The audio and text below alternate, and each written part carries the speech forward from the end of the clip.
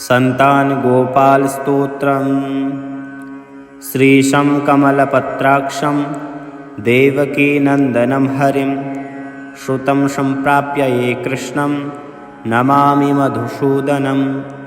नमाम्यहं वासुदेवं श्रुतसम्प्राप्य ये हरिं यशोदाङ्कगतं बालं गोपालं नन्दनन्दनम्।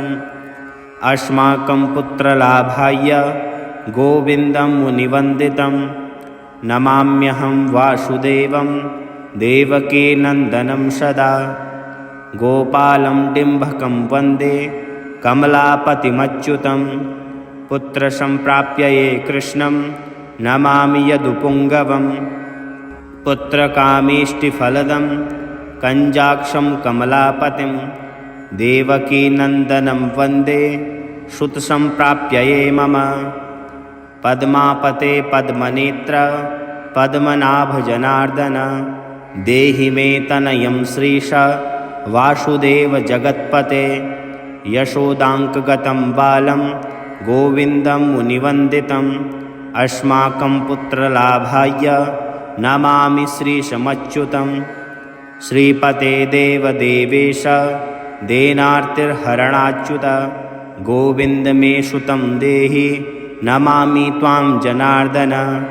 भक्तकामद गोविन्द भक्तरक्षशुभप्रद देहि मे तनयं कृष्ण रुक्मिणीवल्लभप्रभो। रुक्मिणीनाथ सर्वेश देहि मे तनयं सदा। भक्तमन्दारपद्माक्ष त्वामहं शरणं गतः। देवकीसुत गोविन्द वासुदेव जगत्पते देहि मे तनयं कृष्ण त्वाम् अहं शरणं गतः।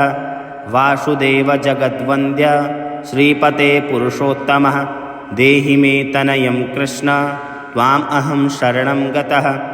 कञ्जाक्षं कमलानाथ परकारुणिकोत्तम देहि मे तनयं कृष्ण त्वाम् अहं शरणं गतः।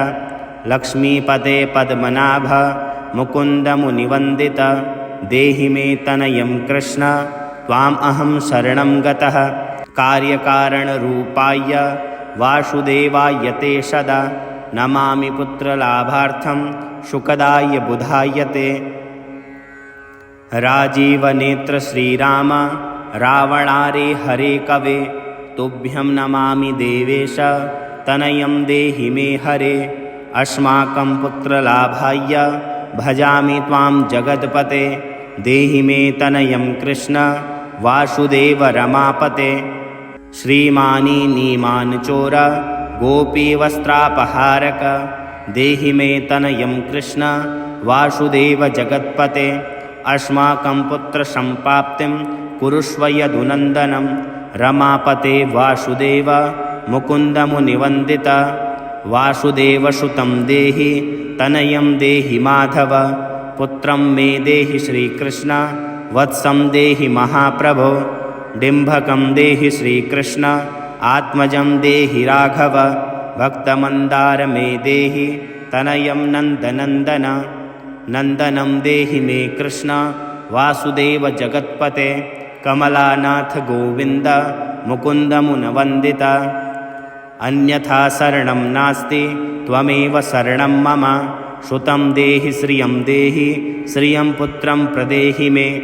यशोदास्तन्यपानज्ञं पिबन्तं यदुनन्दनं वन्देऽहं पुत्रलाभार्थं पिङ्गलाक्षं हरिं सदा। नन्दनन्दन देवेश नन्दनं देहि मे प्रभो। रमापते वासुदेव श्रियं पुत्रं जगत्पते। पुत्रं श्रियं पुत्रं मे देहि माधव। अस्माकं दीनवाक्यस्य अवधारय श्रीपते। गोपालडिम्भं गोविन्द वासुदेव रमापते। अस्माकं डिम्भकं देहि श्रियं देहि जगत्पते। मदवाञ्छितफलं देहि देवकीनन्दनाच्युत। मम पुत्रार्थितं धन्यं कुरुष्व यदुनन्दनं। याचेऽहं त्वां श्रियं पुत्रं देहि मे पुत्रसम्पदं। भक्तचिन्तामणे राम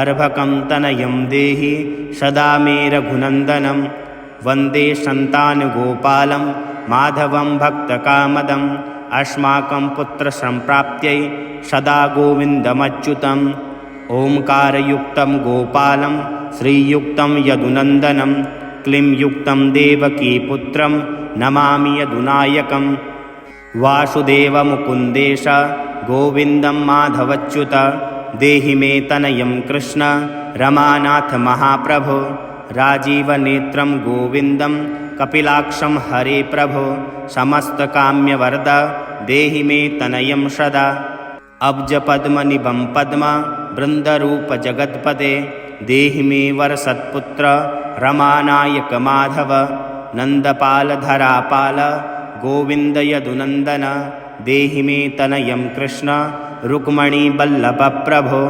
दासमन्दार गोविन्द मुकुन्द माधवच्युत गोपालपुण्डरीकाक्ष देहि मे तनयं श्रियं यदुनायक पद्मेश नन्दगोपावधूसुत देहि मे तनयं कृष्ण श्रीधर प्राणनायक अस्माकं वाञ्छितं देहि देहि पुत्रं रमापते भगवन् कृष्ण सर्वेश वासुदेव जगत्पते रमाहृदय संभार सत्यभामा मनःप्रिय देहि मे तनयं कृष्ण रुक्मणीवल्लभप्रभो चन्द्रसूर्याक्ष गोविन्द पुण्डरीकाक्ष माधव अस्माकं भाग्यसुत्पुत्र देहि देव जगत्पते कारुण्यरूप पद्माक्ष पद्मनाभ समर्चित देहि मे तनयं कृष्ण देवकी नन्दनन्दन देवकी सुत श्रीनाथ वासुदेव जगत्पते समस्तकामफलद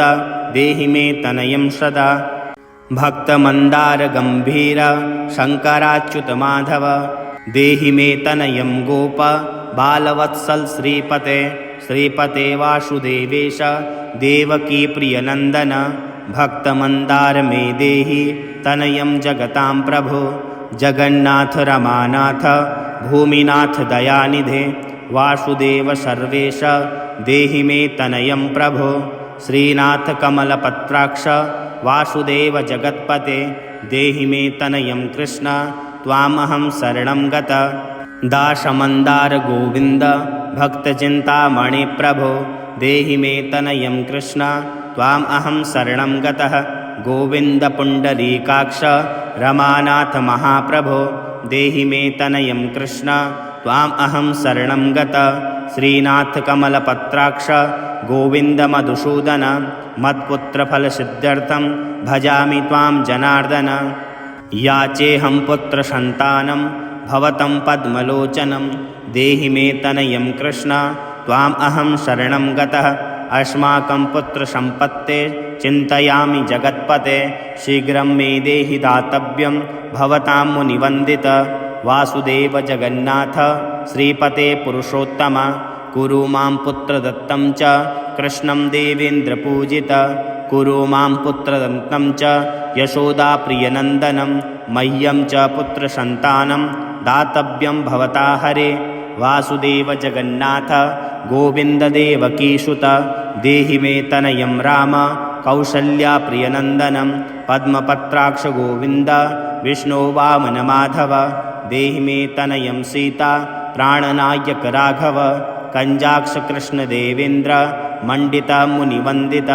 लक्ष्मणाग्रज श्रीराम देहि मे तनयं सदा देहि मे तनयं राम दशरथप्रियनन्दनं सीतानायक कञ्जाक्षं मुचुकुन्दवरप्रद विभीषणस्य या लङ्का प्रदत्ता भवता पुरा अस्माकं तत्प्रकारेण तनयं देहि माधव भवदीयपदाम्भोजे चिन्तयामि निरन्तरं देहि मे तनयं सीता प्राणवल्लभ राघव राममत्काम्यवरद पुत्रोत्पत्तिफलप्रद देहि मे तनयं श्रीश कमलासनवन्दित राम राघव सीतेश लक्ष्मणानुज देहि मे भाग्यवत्पुत्रसन्तान दशरथात्मज श्रीपते देवकी गर्भसञ्जात यशोदाप्रियनन्दन देहि मे तनयं राम कृष्णगोपालमाधव कृष्णमाधव गोविन्द वामनाच्युत शङ्कर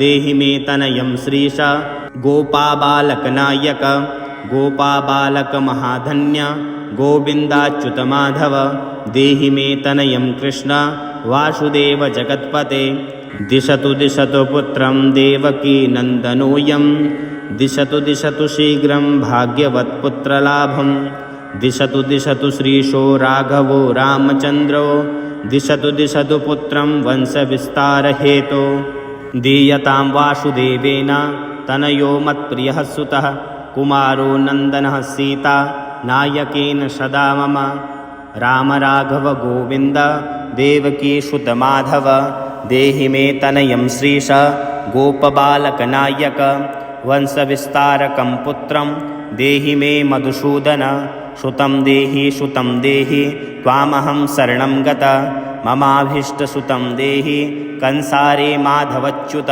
सुतं देहि त्वामहं शरणं गतः चन्द्रार्ककल्पपर्यन्तं तनयं देहि माधव सुतं देहि त्वामहं शरणं गतः विद्यावन्तं बुद्धिमन्तं श्रीमन्तं तनयं सदा देहि मे तनयं कृष्ण देवकी नन्दनप्रभो नमामि त्वां पद्मनेत्र सुतलाभायकामदं मुकुन्दं पुण्डरीकाक्षं गोविन्दं मधुसूदनं भगवन् कृष्ण गोविन्द सर्वकामफलप्रद देहि मे तनयं स्वामिन् त्वामहं शरणं गतः स्वामिन् त्वं भगवन् रामकृष्णमाधवकामद देहि मे तनयं नित्यं त्वामहं शरणं गतः तनयं देहि गोविन्द कञ्जाक्षं कमलापते सुतं देहि त्वामहं शरणं गतः पद्मापते पद्मनेत्र प्रद्युम्नजनकप्रभो सुतं देहि त्वामहं शरणं गतः शङ्खचक्रगदाखड्ग शार्गपाणे रमापते देहि मे तनयं कृष्ण त्वामहं शरणं गतः नारायण रमानाथ राजीवपत्रलोचन सुतं मे देहि देवेश पद्मपद्मानुवन्दित राममाधव गोविन्द देवकी वरनन्दन रुक्मणीनाथ सर्वेश नारदादिसुरार्चित देवकी सुत गोविन्द वासुदेव जगत्पते देहि मे तनयं श्रीश गोपबालकनायक मुनिवन्दित गोविन्द रुक्मणीवल्लभप्रभो देहि मे तनयं कृष्ण त्वामहं शरणं गत गोपिकार्चितपङ्केज मरन्दाशक्तमानस देहि मे तनयं कृष्ण त्वामहं शरणं गत रमाहृदयपङ्केज लूलमाधवकामद ममाभीष्टसुतं देहि त्वामहं शरणं गतः वासुदेव रमानाथ दासानां मङ्गलप्रद देहि मे तनयं कृष्ण त्वामहं शरणं गतः कल्याणप्रद गोविन्द मुरारे मुनिवन्दित देहि मे तनयं कृष्ण त्वामहं शरणं गतः पुत्रप्रद मुकुन्देश रुक्मणीवल्लभप्रभो देहि मे तनयं कृष्ण त्वामहं शरणं गतः पुण्डरीकाक्ष गोविन्द वासुदेव जगत्पते देहि मे तनयं कृष्ण त्वामहं शरणं गतः दयानिधे वासुदेव मुकुन्दमुनिवन्दित देहि मे तनयं कृष्ण त्वामहं शरणं गतः पुत्रसम्पत्प्रदातारं गोविन्दं देवपूजितं वदामहे सदा कृष्णं पुत्रलाभप्रदायिनं कारुण्यनिधये गोपी वल्लभाय मुरारये नमस्ते पुत्रलाभार्थं देहि मे तनयं विभो नमस्तस्मै रमेशाय रुक्मणीवल्लभाय ते देहि मे तनयं श्रीश गोपबालकनायक नमस्ते वासुदेवाय नित्रशीकामुकाय च पुत्रदाय च सर्पेन्द्र शायिने रङ्गशायिन रमानाथ मङ्गलप्रदमाधव देहि मे तनयं श्रीश गोपबालकनायक दासस्य मे सुतं देहि दीनमन्दार राघव सुतं देहि पुत्रदेहि रमापते यशोदातनयाभीष्ट पुत्रदानरतः सदा देहि मे तनयं कृष्ण त्वामहं शरणं गत मदिष्टदेव गोविन्द वासुदेव जनार्दन देहि मे तनयं कृष्ण त्वामहं शरणं गतः नीतिमान् धन्वान् पुत्रो विद्यावाश्च प्रजापते भगवस्त्वत्कृपायाश्च वासुदेवेन्द्रपूजितः यः पठेत् पुत्रशतकं सोऽपि सत्पुत्रवान् भवेत्। श्रीवासुदेवकथितं स्तोत्ररत्नसुखाय च जपकाले पठेन्नित्यं पुत्रलाभधनं श्रियम् ऐश्वर्यराजसम्मानं सद्यो याति न संशयः।